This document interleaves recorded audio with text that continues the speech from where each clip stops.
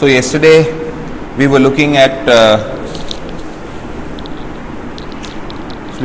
this half wave. We were basically trying to design a power supply, right? And we started using a half wave rectifier, and we're doing it in a more quantitative way than we did it when we started the course, right? So with this you should be able to actually design a power supply, simple power supply. Okay, so we started off with this, and then we said that you can look at this circuit as either the half wave rectifier that we had looked at the other day plus a capacitor, or look at it as a peak detector connecting or driving a load, right? And what we did was to then, I need this figure for the next page also. Okay. So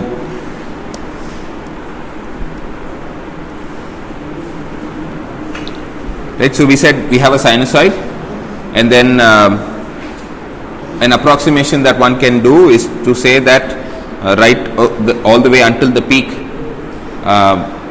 the input is going to follow the output, and then once the diode D1 is not conducting, the capacitor is going to discharge, and it's a standard exponential discharge rate. Okay, and then it will discharge all the way until the voltage across the capacitor, or rather it will discharge all the way until this particular diode does not come back into the circuit. And when will it come back into the circuit? It will come back when the anode of the diode becomes more positive than the cathode. So the anode of the diode itself is given by this black line. So when that becomes more positive than this magenta line, right, at that particular point it will begin to discharge, and then I am drawing the discharge, it will begin to charge. So I am drawing the charge such that the output is following the input. It will not, need not, because there is an R and all of that, but for now let us assume that there is no transient, that just follows. Okay. So this is the circuit we started with. Okay, and then what did we do?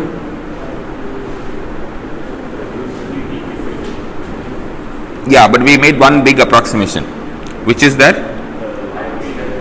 right, we made this approximation that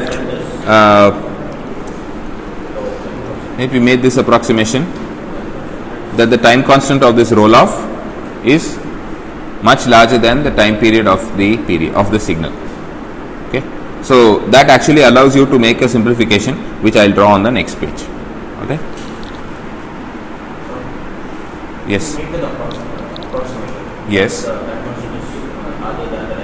Okay. The time taken to charge will also be proportional. It will be larger. So we cannot expect it to follow. That is a good point. But maybe the justification there is that provided the time period is, or rather the time constant is much larger than the time period, the amount you have to charge is also small. So the approximation may still be good. So one good way of doing it is to just put it into SPICE or something and see how it actually gives the output. Okay, maybe we have to have a session on SPICE. When do we do that? We should do it sometime next week. Okay, I'll take some hour which you're free, and then we'll do it when the lab is also free. Okay, because these things are good if you can actually simulate and check. All right, so once we make this approximation, right, this curve can actually be approximated further. What can you do to this? Right, look here, right, E minus T prime by RC, T prime measured from this point, can be written as a linear function. So I will replace this with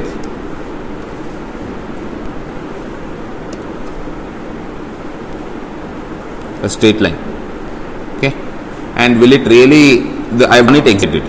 Okay, I have drawn it exaggerated because I have to mark peak to peak ripple and all of that. Right, typically you will design it at say 1% of V peak to the peak to peak ripple will be 1% of your V peak or things like that. Okay, so obviously I have drawn it exaggerated, otherwise I can't draw this. Okay, all right. Now tell me, this VRMS, VP by √3. Okay, how many of you have done it? Okay, good. So we'll then shift your lab.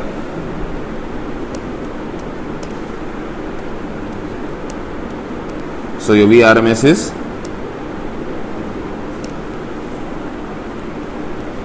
V alpha I root 3.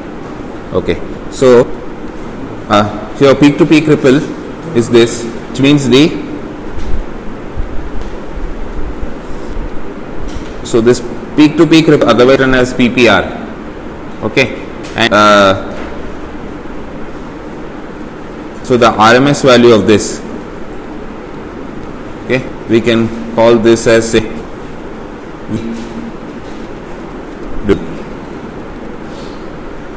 okay, this self will be Vp T by root 3 RLC,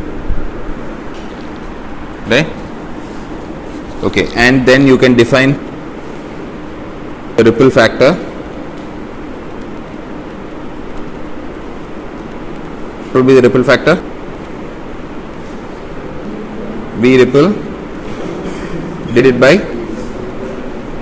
VDC, and in this what is your VDC? VDC is Vp itself, right? Because after everything happens you are approximately there, right? So this is essentially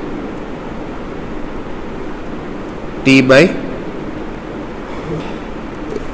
root 3 RLC. Is that right?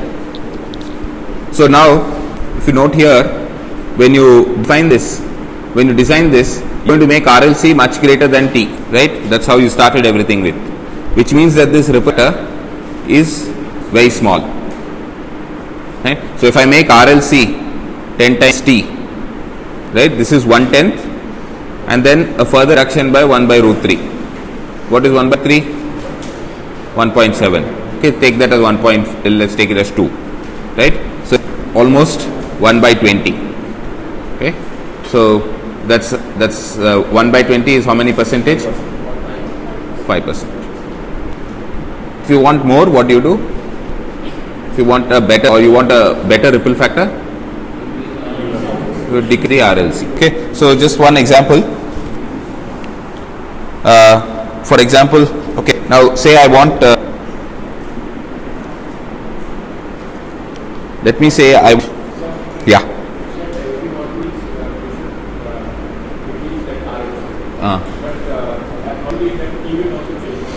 Which by?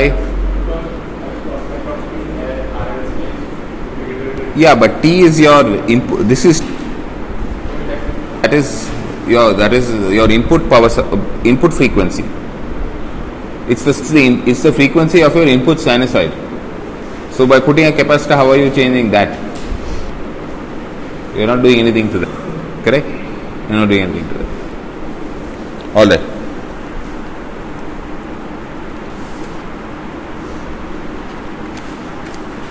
So let me say that let's now actually take an example, okay, and then go and design this, because using that example I can introduce you to some ideas. Okay, let me say I want VDC to be 12 volts. I want VDC to be 12 volts. I want ripple to be say 5%.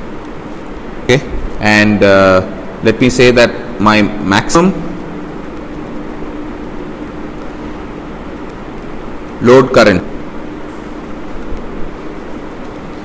is 10 milliamps, and let's say that the supply is a 20 volt RMS 50 hertz. We start the regular 220 volt 50 hertz supply. Okay, all right. So can you tell what should be the value of RL?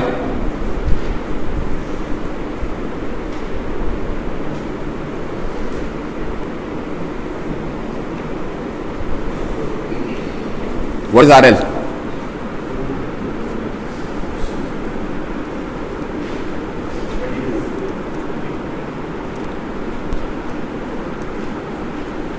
Think.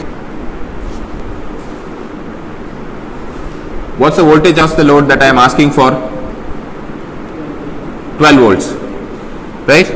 And what is the current that I am claiming that this device is able to provide?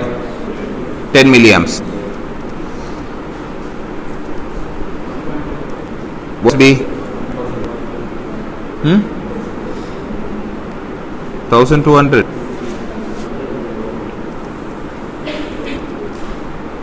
Okay, will this be the best case or worst case scenario?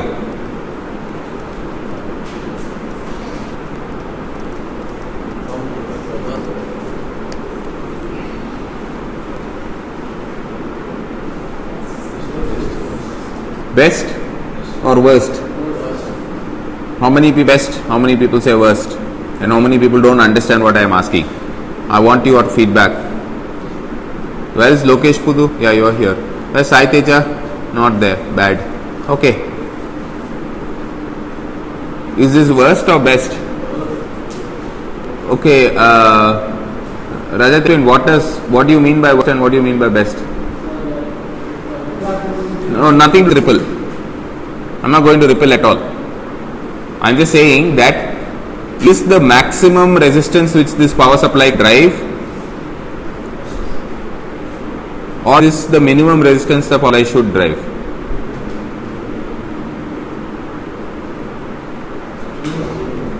Huh?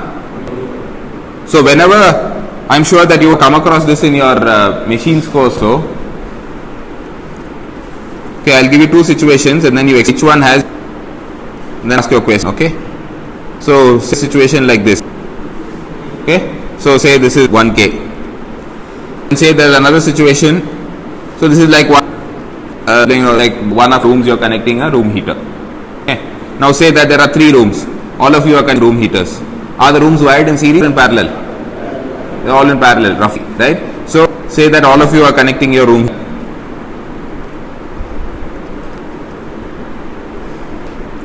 Okay, which one has a higher load? When I use the word higher load, which one is it? Right? So which is that? Same heater. I'm saying that if you have bought the same heater, what from the home needs, or the same shop, same heater. So which one is higher load? This you should know. Huh? Single one? No. By higher load, the terminology, I mentioned this in the previous course. Higher refers to higher current. So one draws higher current. This is also, all of this for people to be.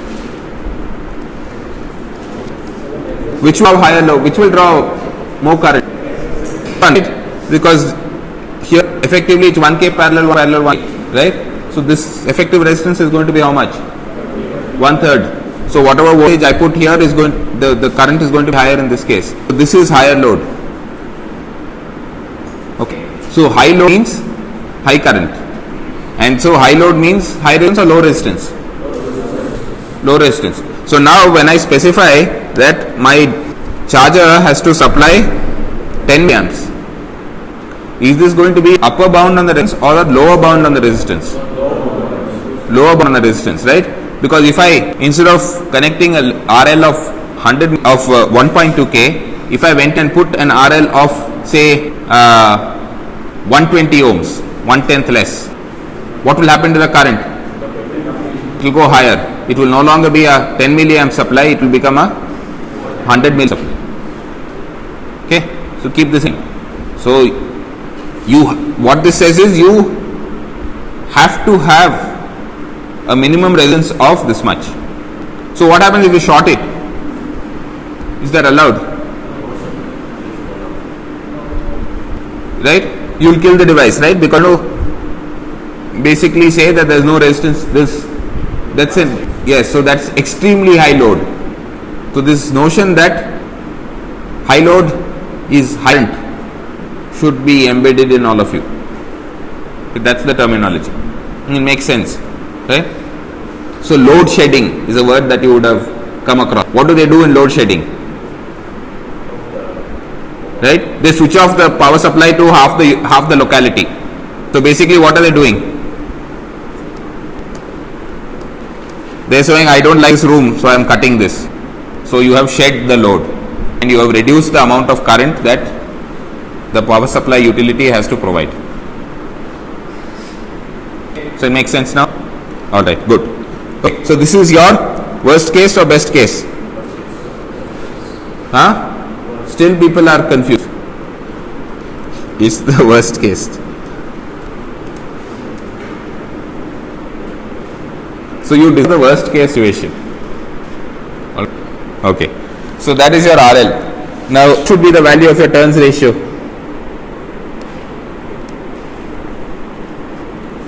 What should be the value of turns ratio? How do you determine that?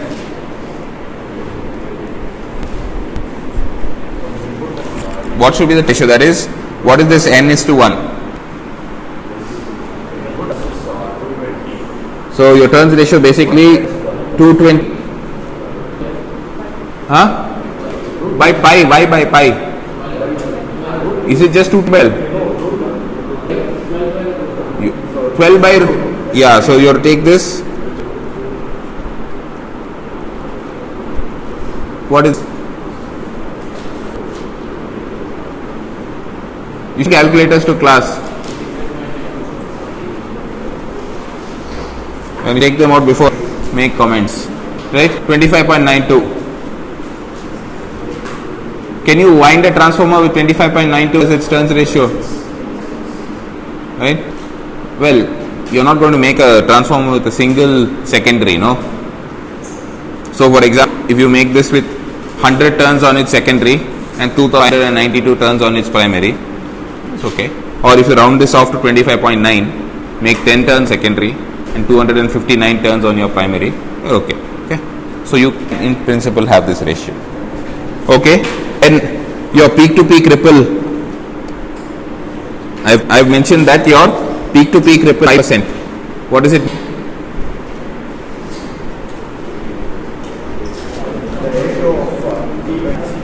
So peak to peak ripple, okay, divided by √3 VDC, right? And that is equal to 5%. Is 1 by 20. So then what is your peak to peak ripple?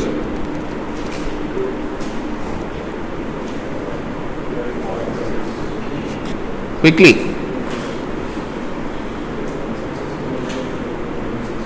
No.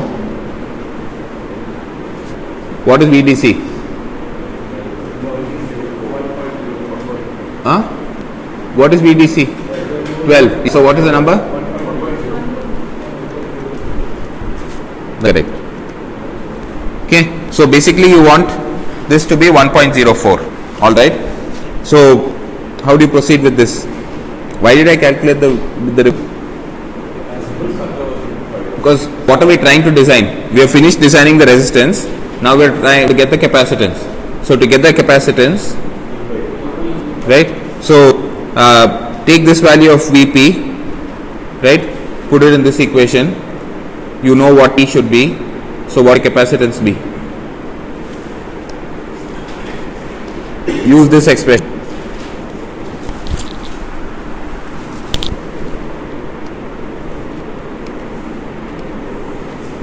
Use that expression.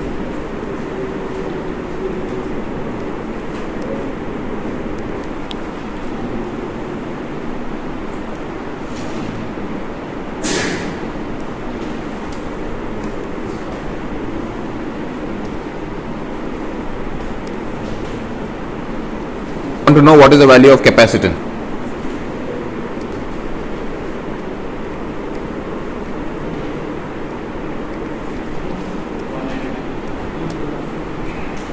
Yeah, I heard something. So capacitance, how much?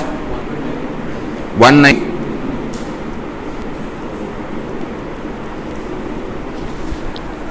Okay, so approximately 200 microfarads.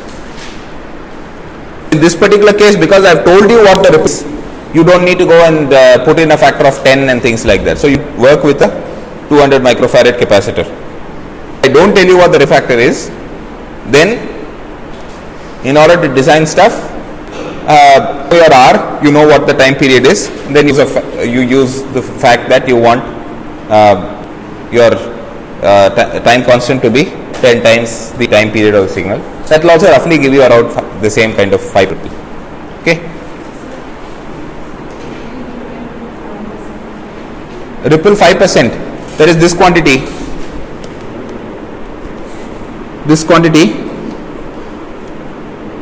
right, into 100.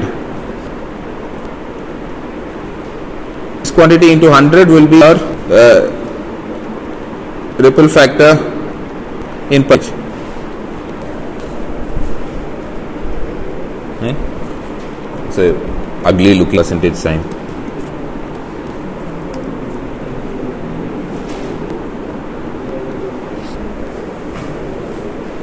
All right.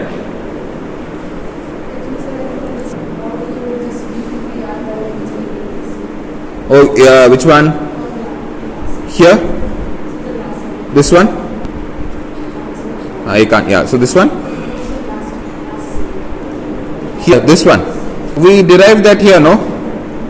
So this is V itself is Vp by root 3. Where did we do that? We said this, no?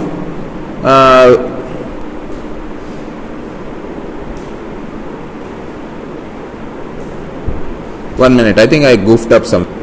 I goofed up. So this one, V ripple is. Okay. Now I understand issue. Okay. So you come back to this. So can you see that I have marked this as the peak to ripple? Now I have to estimate this quantity. Correct? So I estimate this quantity by using a linear approximation. So I am saying that from this point down to here, right? From point down to here, I am saying that is basically a linear equation, right? So then the second approximation I am making is I will calculate it at t prime equal to capital T. Okay, because I am starting t prime from here, I am calculated exactly at. I should be calculating it at this point, but instead of that, I am going to assume that this is approximately there. Okay, because that's easy to do. So I am going to t prime equal to capital T. So put t prime equal to capital T. My V ripple, peak to peak ripple, is going to be Vp into T divided by RC. Is that right? Because this is, what is this telling? This is telling you that you are starting from Vp and then you are going down. And how much are you going down? That's what the ripple is. So that is Vp into T RC. That's your ripple. That is the peak ripple. Then we did this exercise. If you have a peak ripple, what is your RMS? So the RMS ripple is the peak ripple divided by root. So it is this quantity divided by root 3. Okay, the ripple factor is defined as RMS ripple divided by VDC. Okay, so that is this. 200 is your percentage. What we are doing here is that I have given you what the ripple factor is. So I have said it's 5%, which means Vp, this quantity, this is nothing but your V ripple. Say V ripple, I mean the RMS quantity. That's the definition. If I want peak to peak ripple, I mention it explicitly as PP ripple or PPR. Okay? Alright. Any questions? Alright. So now let's proceed. So you've got a capacitance. Are we done? Are we done? So with this information, can you actually go design your power supply? Are you confident of designing the supply with this? And it will work. So if you go to the market, for example, you will get tons of diodes. How do you know which diode to choose?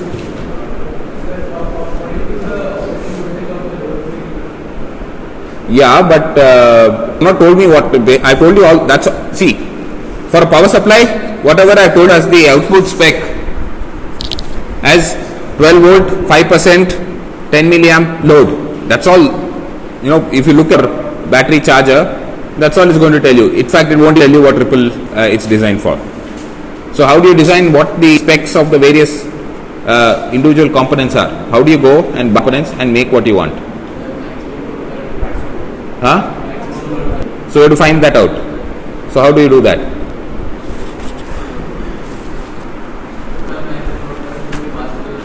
Okay, so we should now go slightly quicker. I'm going very slow. Alright, so we'll first start with, so to have, I'll keep this circuit on that so that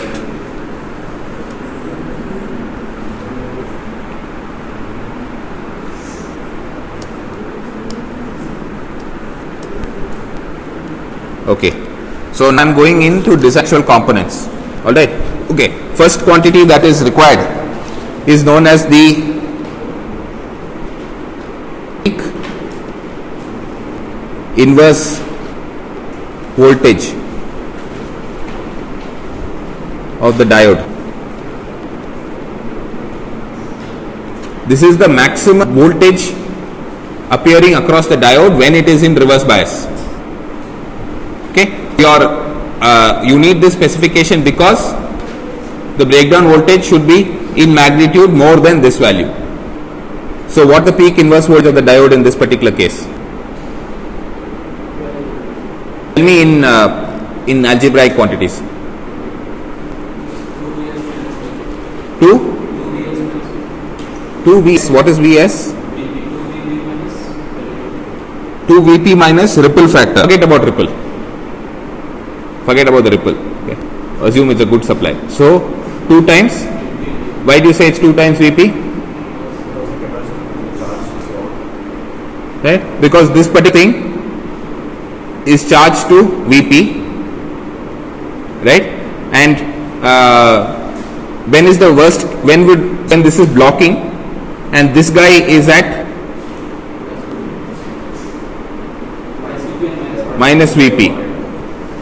So I should actually have the What do you say? No, I pointed at something, but it would not clear to you.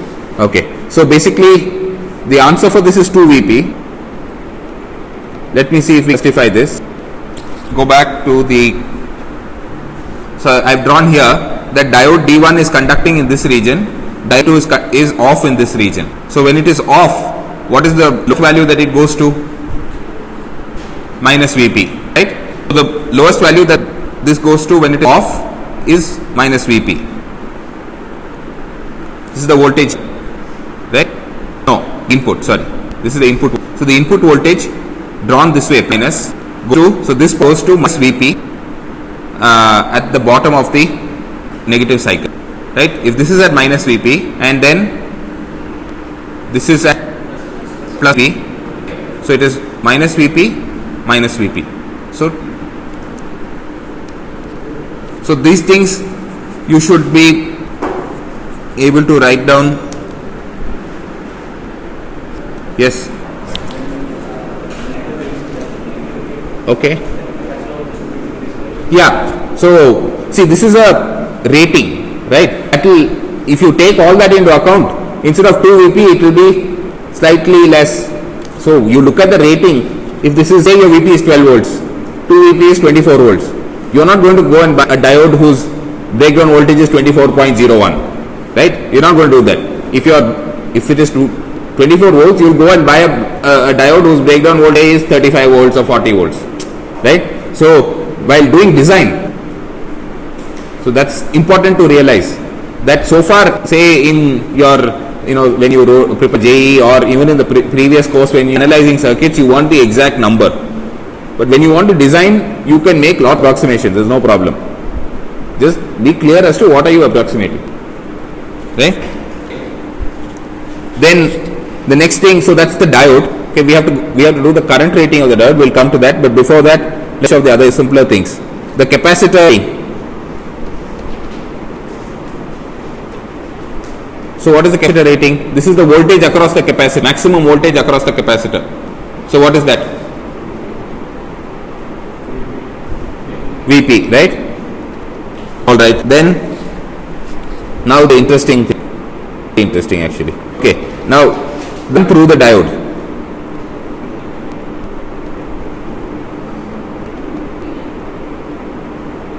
What is the current through the diode?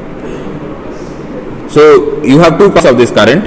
One component is the current that is flowing through the load, and you have a current component which is flowing through this capacitor, right? So, there are two components there. So, the current which is flowing through the load, so I can write this as a live load current. That's your load current. Okay, and what is this current going to be? And I will call this as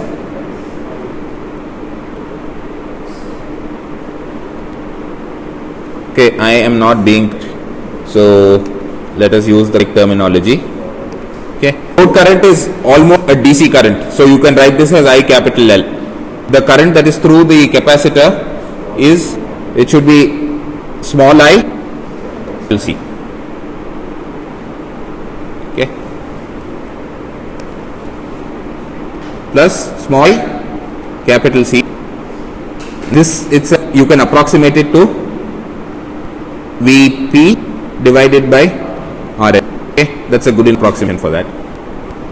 And our case, how much is this IP? 10 milliamps. We started the whole design saying amps. And this quantity? What is this quantity? Somebody mentioned something there. C times D small capital C divided by dt. Right? So that is this quantity. Alright. Now how exactly are you going to calculate this these quantities? So this is easy. I want to find out this.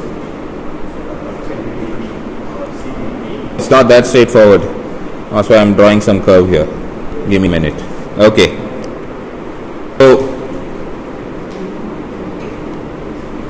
again here you will see that in some engineering method of calculation. This course is an engineering course. This is not, we are not trying to do things very exactly, right? We want to be able to design circuits that work. So keep that in mind. Alright. Okay. Now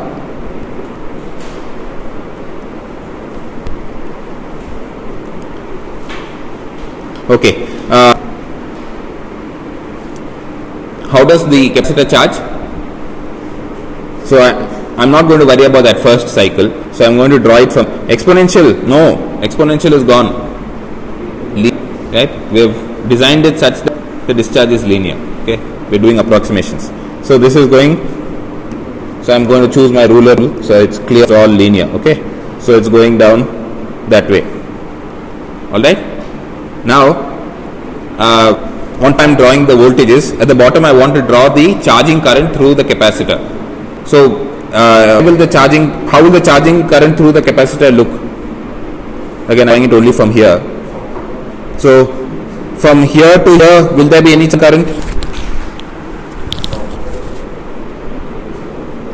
Will there be any charging from here to that particular point? No, right? Because the diode is off in that region, so there is no charging current there. Okay. Now the current, I mentioned that the charging portion is going to be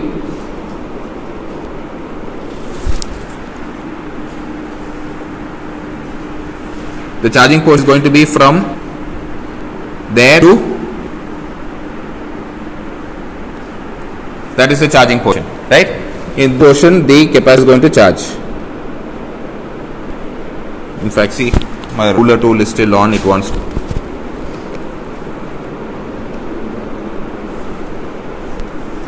So it's going to charge here like that.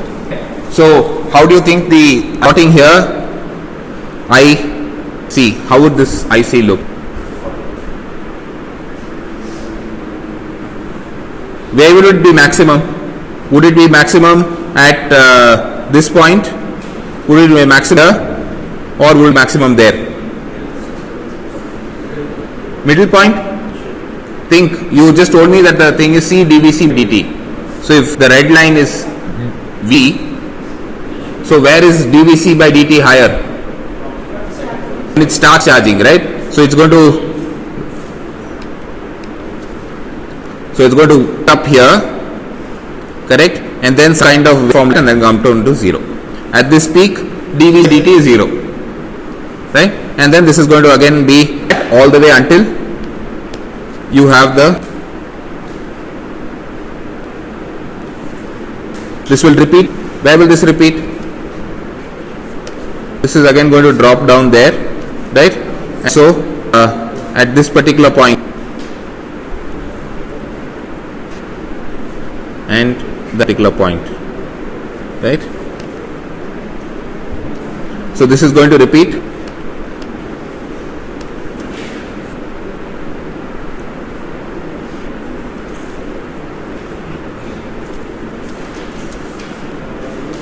Okay, now pay attention. I'm going to do some approaches. Yeah, that's the thing that you're going to do. This thing is going to, this is a triangle. Okay, I'm going to say that is a triangle. So that approximation basically is going to be that I'm going to modify this to be like that and then like that. Okay, it's not bad. Now, how do I estimate now? What am I interested in here? I am interested in what is this peak value. I am interested in the peak value. I am interested in that peak value, right? Because that peak value, you are able to withstand that peak value of current. It is not enough if it just withstands 10 milliamp that your load wants. It also has to withstand the charging current, and as you will see, the charging current will be times the current through the load. And you will be very careful about that. Okay, how do you calculate that?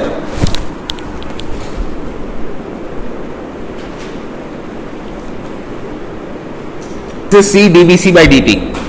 Okay, so alright, let me try and motivate it this way, and then we can. I want to finish this. Okay, so what is the charge?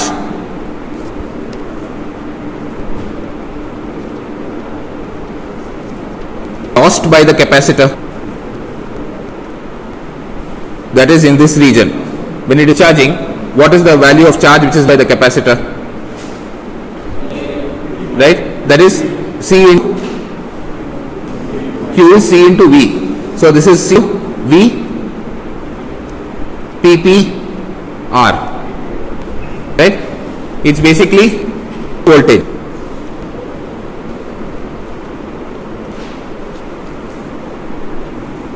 Okay, that's the voltage that has dropped from the capacitor. So the amount of charge that the capacitor has lost is C VPPR.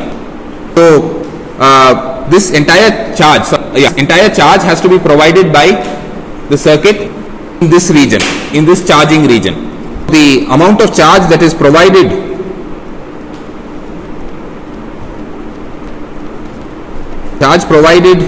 when load is on, that is approximately half to call this quantity. We call this peak value as I C P.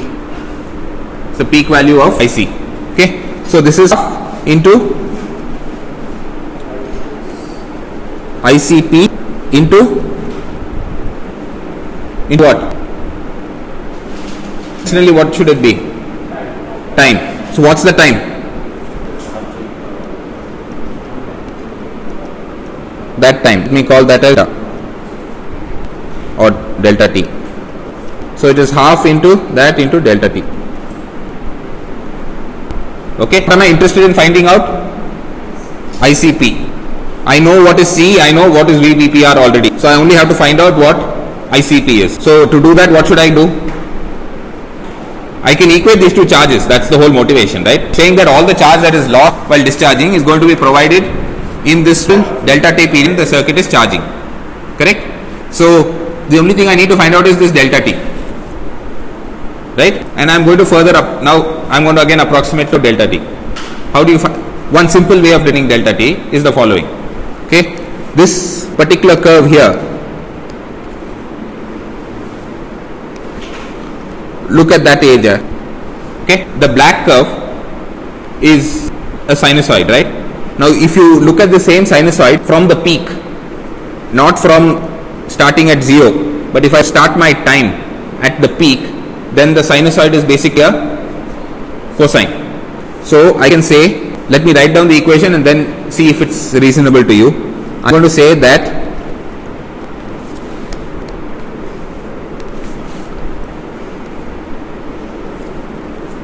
I'm going to say cosine omega delta t, this quantity, okay, is equal to your VPPR. This is your VPPR. Clear?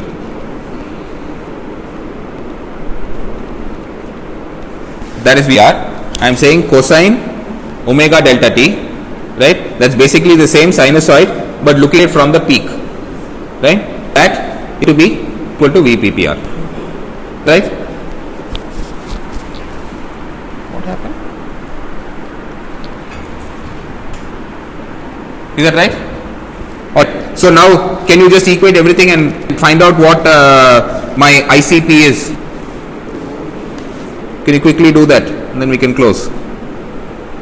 You solve it. You have everything. Take the value for VPPR. So before that we can do another approximation. I don't want cosines and all that in what you're writing. We're not that bad. So this cos itself, what are you going to do? Yeah, so you open out as a series. It's going to be minus omega delta t whole square divided by 2, right? That's all you're going to take for the cosine. And PPR itself is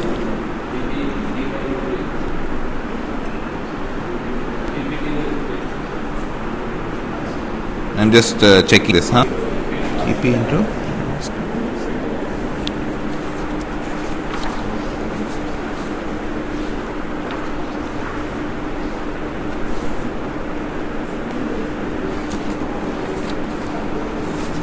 yeah, you do that now.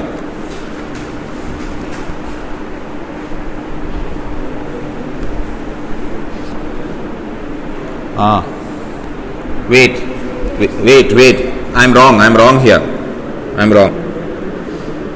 Not VPPR. Because this is VP cosine omega will give you this value. It should be RLC by So to be V to 1 minus by RC. RLC. Is that right? Is that right? So, can you calculate? So put this in here and do. Okay, so this P into 1 minus LC. Right? So P will go. So basically, your del itself, delta T will out this particular circuit 1 by omega of T divided LC. Okay, that will be the delta. Okay, have that. So go in and out see the value of CP. Okay, we will take tomorrow and proceed. Work out what the question is. So put in the numbers, particular example. And